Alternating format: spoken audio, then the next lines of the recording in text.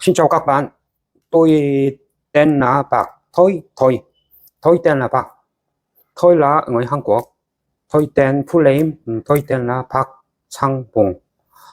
Chúc buổi gặp các bạn. Tôi đã sống ở Việt Nam hơn 10 năm, nhưng tiếng Việt là không tốt. Tôi không chăm chỉ học tiếng Việt, xin lỗi. Nhưng một năm sau, chúng ta có thể nói chuyện tiếng Việt. Bây giờ hôm nay tôi muốn nói chuyện các bạn, tôi muốn tiếng Việt, nhưng nói chuyện tiếng Việt nhưng tôi là không được, vì tôi sẽ bây giờ học tiếng Hàn. 자, 안녕하세요. 내 이름은 박상봉입니다. 하노이에 온 지 10년 정도 됐고요. 하노이에서 부동산 일을 하러 왔어요. 부동산 개발하고 부동산 감정평가하고 또 하노이 공립대학교 자연과학대학 수지관리과에서 여러 훌륭한 베트남 교수님들하고 같이 연구를 하고 또 학생들, 대학원생들과 같이 공부하고 이랬습니다. 그러면서 베트남에 와서 10년이 됐고, 이번에 여러분들한테 이렇게 촬영을 하게 된 것은 그 유학에 관련돼서 얘기하려고 해요. 지난 8년간 저는 유학에 관심이 없었어요.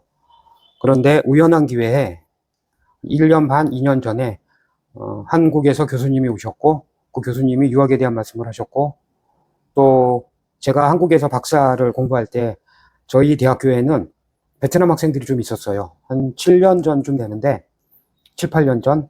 그때 이제 한국에 가서 보면 우리 학교 기숙사에 베트남 학생들이 한 200명 정도 있었던 것 같아요. 남자 기숙사에 하나, 여자 기숙사 하나. 여러 조금 문제가 있어서 교수님들이 저한테 학생들한테 가보라고 했어요. 그때 한국에서 처음 베트남 학생들을 만났죠. 그리고 그들이 어떻게 사는지 알았고, 그때는 사실 큰 관심을 둘 수도 없고 두기도 힘든 상황이라 좀 만날 때만 이렇게 도와주고 얘기하고 여러 가지 문제가 생기면 해결하고 그랬는데, 베트남에 와서 살다가 유학이라는 부분에 들어와서 그때 만났던 그 베트남 학생들 생각나고, 그래서 작년 2년 전부터 거의 저는 매달 한국에 가요. 매달 한국에 가서 한국에 있는 제가 가르쳤던 학생들이 공부하고 있는 기숙사 학교에 가서 한 달에 한 번씩 미팅을 해요. 미팅을 하고 뭐 특별한 일 안 해요. 밥 같이 먹고 얘기하고 그동안 어떻게 지냈는지, 아픈 데는 없는지, 뭐 혹시나 뭐 힘든 건 없는지, 이렇게 매달 만나면서 아이들을 관리하죠. 그리고 또 공부는 잘하는지. 그러면서 유학을 준비했어요. 자, 자세한 얘기는 나중에 하고, 오늘 이렇게 여러분들한테 이렇게 촬영을 하게 된 거는 작년에 통계적으로 한 2만 명 가까이 한국에 갔어요. 그런데, 여러분들 그거 알죠? 베트남에 유학을 가는 게 꼭 공부하러 가는 것만은 아니라는 거. 돈을 벌러 가기도 하고, 또 공부도 하고 돈을 벌으면 좋은데, 그런 목적으로 가죠. 그런데, 신문에는 나지 않는 건데, 제가 아는 뭐, 여러 가지 기관이나 정부 사람들한테 자료를 좀 받았어요. 쉽게 말해서, 2만 명이 한국에 가면, 1년에 2만 명이 한국에 가면, 10,000명은 대학교에 입학을 해요. 그러면 나머지 10,000명은 어디를 갈까요? 나머지 10,000명은 도망가요. 쉽게 말할게요. 학교를 벗어나서 돈 벌러 가요. 저 깜짝 놀랐어요. 도망가는 건 알았는데 그렇게 많이? 그리고 한 1,500명 정도 도망간 학생들이 뭐 여러 가지 이유가 있겠지만 1,500명 정도는 한국 어학원에서 공부하면서 토픽을 따지 못해요. 적어도 2급, 최소 3급은 따야 한국 대학교에 들어가는데 입학을 하는 거죠. D2라는 걸로 대학생이 되는 거죠. 그런데 한 1,500명, 2,000명의 학생은 그거를 넘어서지 못해요. 그래서 어학원을 마치고 베트남으로 귀국을 하든가 아니면 어학원 기간 동안에 돈을 벌러 학교를 벗어나는 거죠. 이거를 도망간다고 표현할 수도 있고 불법 취업이라고 표현할 수도 있고 여러 가지가 있는데, 아무튼 제도를 벗어나는 거예요. 그러면 그 학생들이 어디에 가 있느냐? 공장에 가 있죠. 도심에는 잘 못 있어요. 있는 친구들도 있는데 대부분 어느 지방에 있는 공장에서 밖에 나오지도 잘 못하고, 왜냐면 겁이 나잖아요. 잡히면 벌금 내고 추방당해야 되니까. 근데 19 학생들이 한국에서 그렇게 불법적인 일을 불법적인 상황에 대해서 고생을 하고 마음고생도 하고요. 돈을 벌려고 노력하는 걸 보고서 이러면 안 되겠다 생각이 들었어요. 솔직하게 말해서 어른들의 책임이죠. 학생들은 18살 학생은 어리잖아요. 내가 18살 때는 정신 없었어요. 저도 아무 생각 없죠. 그래서 지금 18살에 한국 가서 고생하는 학생들 보면 저는 그 학생들을 존경해요. 나이가 많아야만 존경받는 게 아니고 자기가 정말 열심히 해요. 옛날에 저보다 더. 내가 못하는 걸 하는 사람을 존경하는 건 당연하죠. 그리고 10년 전에 베트남에 와서 몇 년 전까지 베트남 사람들을 좋아는 했는데 솔직히 말씀드리면 가족 가치는 못 느꼈어요. 제가 참 착한 사람들이다, 좋은 사람들이다, 마음 좋다 그렇게 느끼고 나도 잘해야지 생각은 했는데 이 사람들이 내 가족, 친척처럼 느끼지 못했는데 2년 전에 제가 아기가 하나 태어났어요. 내 아기는 50%는 한국 사람이고요. 50%는 베트남 사람이에요. 무슨 말인지 알죠? 저는 베트남 사람하고 결혼을 하고 아이를 낳고 이 아이가 태어났을 때 이 아이가 베트남에서 살겠구나. 지금 한국말을 잘 못하고요. 베트남 말을 더 잘해요. 소를 보면 꼰보 얘기하고요. 매오 얘기해요. 이제 겨우 말을 하는데 이 친구는 아빠란 말도 잘 못해요. 한국말도. 그냥 빠 이래요. 엄마를 볼 땐 매 이러고요. 그런데 이 친구가 보면서 우리 애기도 나중에 한국에 유학 가면 지금 한국에 있는 학생들처럼 고생하지 않을까 하는 게 걱정이 들었어요. 그 다음부터 베트남 학생들이 좀 다르게 다가왔어요. 그래서 작년 1년 동안 학생들을 열심히 가르쳤어요. 좋은 학원을 만났고 좋은 학원 선생님들과 학생을 열심히 가르쳐서 작년에 한 40명 정도 한국에 갔는데 그 중에서 38명이 토픽 2급을 받고 갔어요. 아닌가? 그 정도 돼요. 근데 대부분 다 토픽 2급을 받고 갔어요. 처음엔 걱정했는데 열심히 공부해줬고 학생들이 지금 한국에 가서 그 학생들은 부산과 대전에서 열심히 공부하고 있어요. 또한 일주일 정도 후에 제가 또 한국에 가서 만날 텐데 이 찍고 있는 비디오를 그 친구들한테도 보여줄 거예요. 자, 오늘 하고 싶은 말은 뭐냐면 한국을 유학 가고 싶은 거 이해해요. 저도 내가 만약 베트남 사람이라면 nếu tôi là ở người Việt Nam mỗi tâm tôi ở người Việt Nam tôi cũng muốn đi Hàn Quốc du học và học 참치 và kiếm tiền 참치. 나라도 그럴 것 같아요. 왜냐면은 솔직하게 기회가 더 많으니까 월급도 많고 공부 잘하면 한국에도 돈도 많이 벌고 또 베트남에 돌아와도 돈도 벌 수 있고. 그런데 한국을 가기 전에 준비를 많이 못해요. 학생들이 준비를 많이 해야 안전하게 또 계획적으로 공부를 하고 목표를 달성하는데 준비가 없으니까 혼자서 외롭게 한국에서 18살 학생이 고생을 하고 있는데 도와주는 사람도 없고 계획도 없고 막연하게 한국에 갔다가 잘못되는 학생들, 고생하는 학생들을 보고서 이러면 안 되겠다. 한국 유학에 대해서 자세히 알려줘야겠다 생각을 했어요. 저희 직원들이 있어요. 저희 여직원이 2명이 한국에 유학 갔다 온 친구예요. 7년 정도 유학을 했고 둘 다 토픽이 6급이에요. 한국어를 한국인 사람처럼 해요. 그리고 열심히 공부하고 와서 제가 참 좋아하는 친구들인데 이 친구들하고 얘기를 했어요. 너는 어땠니? 너는 어땠니? 물론 이렇게 잘하고 온 친구들도 있는데 많은 학생들이 도망을 가거든요. 왜 도망을 갈까? 처음부터 도망가는 것을 계획했을까? 물론 그런 친구들도 있을 거예요. 그런데 어떤 친구들은 준비를 좀 더 했으면 도망 안 갔을 수도 있겠다. 또는 한국에서 누군가 조금만 도와줬으면 도망을 안 갈 수 있었겠다. 그렇게 알게 됐어요. 왜냐면 제가 매달 한국에 가거든요. 한 달에 한 번씩 한국에 가서 아까 말씀드린 대전에 있는 학생 그리고 부산에 있는 학생들하고 같이 만나고 해요. 광주에도 가고. 근데 이 학생들이 아직은 도망간 친구들이 없어요. 저희는. 그리고 저랑 약속을 했어요.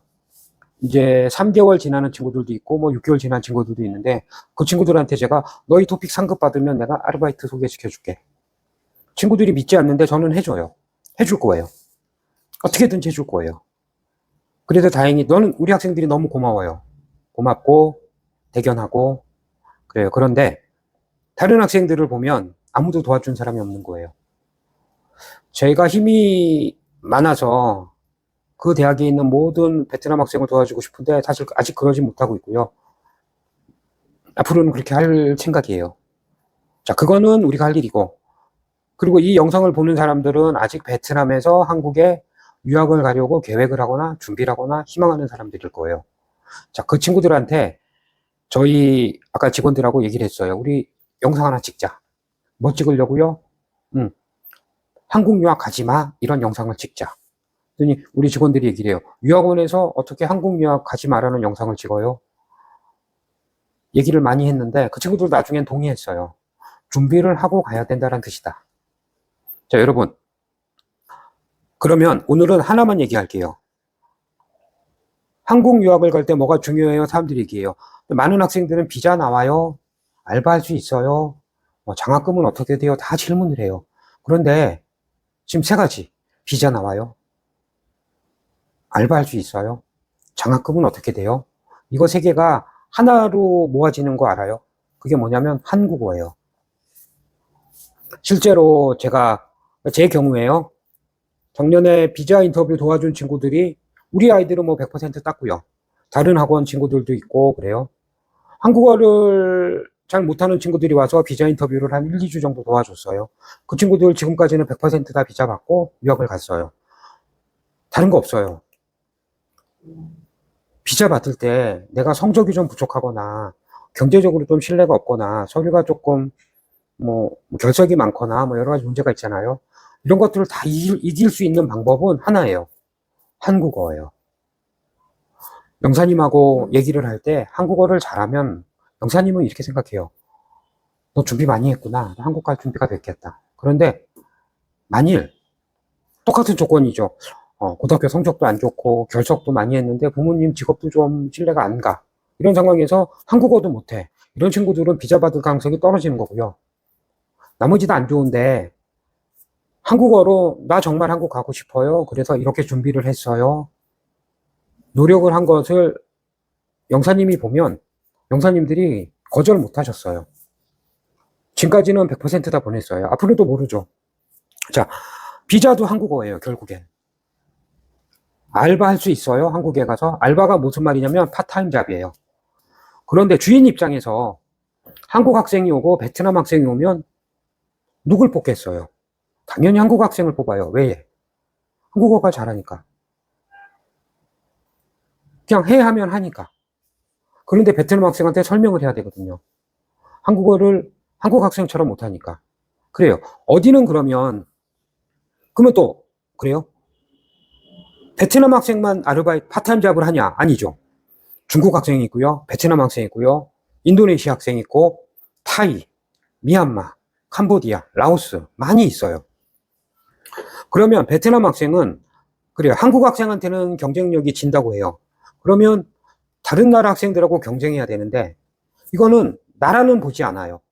그런데 뭐만 보냐? 한국어만 봐요. 자, 그러면 한국에 도착해서 토픽 1급도 안 되는 학생이 오고 토픽 6급 학생이 왔어요. 그럼 주인이 누굴 뽑아요? 월급은 똑같아요. 1시간에 하이짬 인봉. 그런데 나는 내가 편한 사람이랑 뽑죠. 그러면 한국어를 못하는 어학연수 1년차, 2년차는 파타임이 얻을 기회가 작아요. 대신 대학교 3, 4학년 형 오빠 누나들은 기회가 많아지죠. 그런데 베트남 학생들이 파타임 잡 할 수 있어요? 네, 할 수 있어요, 답은. 그런데 한국어를 잘해야지 더 많은 시간, 더 좋은 곳, 더 편한 곳에서 일할 수 있는 거예요. 그래서 결국 파타임 잡도 한국어가 중요한 거죠.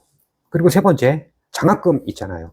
장학금도 결국에는 한국 장학금 규정을 보면 입학할 때 장학금을 줘요. 그런데 그게 기준이 토픽이에요. 무조건 토픽이에요.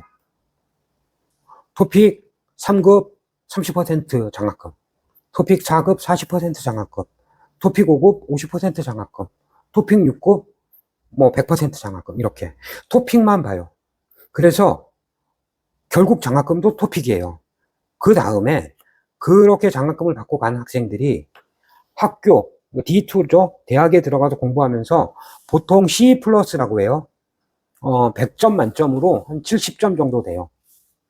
70점 이상을 받으면 장학금을 계속 받고 70점 이하를 받으면 장학금을 못 받아요. 그래서 장학금은 어때요? 받을 수 있지. 열심히 하면. 그런데 한국어를 잘해야 돼. 결론은요. 유학 가기 전에 가장 중요한 거, 비자도, 파타임 잡도, 장학금도, 그리고 나중에 취업을 하게 될 거예요. 취업할 때도. 가장 중요한 건 한국어예요. 어떻게 보면 자기 전공보다 더 중요한 게 한국어예요. 학점보다, 대학교 학점보다 더 중요한 게 한국어 능력이에요. 한국어 능력이 좋은 다음에 전공이 좋으면 제일 좋지만 전공에서는 잘하는데 한국어 능력이 떨어지면 한국 회사에 입사할 수가 없어요. 안 받아줘요. 왜냐면 한국 사람들이 베트남어 모르거든요. 그리고 한국 사람들이 영어 잘 못해요. 근데 만약에 베트남 학생이 한국어도 잘 못하고 영어도 못하면 그 사람은 한국에 취업할 수 없어요. 나중에 제가 자료 하나 더 만들 텐데 그거는 우리나라 전체 대학교, 전체 과, 정말 한국에 있는 전체 대학교, 전체 과에 몇 퍼센트, 어느 과에, 어느 대학, 어느 과에 졸업생 몇 명이 언제 몇 퍼센트 취업했다는 자료가 있어요. 제가 그걸 정리하고 있는데, 그 자료를 한번 설명해 드릴 거예요. 대학이나 이런 것들 좋은 데도 많고 갈 곳도 많은데 베트남 학생들 중요한 거 장학금 한국어예요. 나중에 또 저희는 또 이렇게 얘기해요. 서울에 가고 싶대요 학생들이. 그리고 저는 그래요. 집에 돈이 많이 있니? 아르바이트 안 해도 되니? 혹은 아르바이트는 해야 되는데 부모님이 한 달에 얼마씩 너한테 지원해 주시니? 아니요. 그러면 저는 서울 가지 마. 지방으로 가야 돼. 실제로 한국에서 1년에 몇 명 정도 학생들인데 그 중 학생들은 서울에서 어학원을 다녀요. 처음에는 서울을 가고 싶은데 서울에서 6개월 살다 보고 나서 연락이 와요. 교수님, 저 학교 좀 바꿔주세요. 왜? 너무 비싸서 못 살겠어요. 저 시골로 보내주세요. 그 학생도 처음에 권했죠. 지방으로 가야 된다. 지방 학교가 아르바이트도 있고 비용도 사서 네가 지내기 편하다. 그런데 많은 학생들은 그 말을 안 들어요. 무조건 서울로 가요. 서울에는 한국은요. 지방 애들도 다 대학교로 가면 서울로 가요. 베트남 학생만 가는 게 아니라 한국에 있는 지방 학생들이 서울로 가는 거죠. 예를 들어서 하이퐁 학생도 하노이로 가고 다낭 학생도 하노이로 가고 호치민 학생도 하노이로 가요. 왜냐면 서울 수도니까. 한국의 수도는 서울이고요. 베트남은 서울 하노이로도 가고 호치민으로도 가잖아요. 또 어떤 학생은 다낭으로도 가고. 그런데 한국은 안 그래요. 모두 서울로 가요. 그러면 지방 학생들은 파타임 잡을 해야 되는데 또 파타임 잡이 많기도 하지만 한국 애들도 모여들죠. 베트남 학생들도 50%는 서울에 있죠. 다른 나라 유학생들도 또 서울만 가요. 그래서 서울은 살기가 어려워요. 돈이 많은 학생은 괜찮아요. 그런데 돈이 없으면 서울 가면 안 돼요. 그리고 갈 이유도 없어요.